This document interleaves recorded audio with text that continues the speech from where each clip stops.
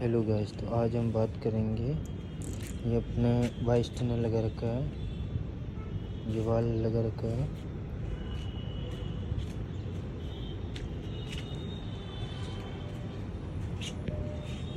ये दो pressure pump है, एक प्रेशर पंप ये है, एक ये है। दो लगाने का कारण ये है कि अभी बाई चांस कभी एक प्रेशर पंप ख़राब हो गया तो दूसरा रिटर्न कर सके। ये इधर का एक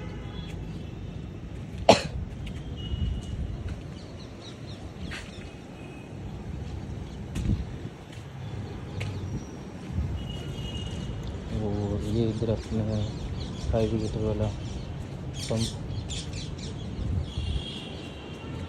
और ये 5,000 लीटर का टैंक।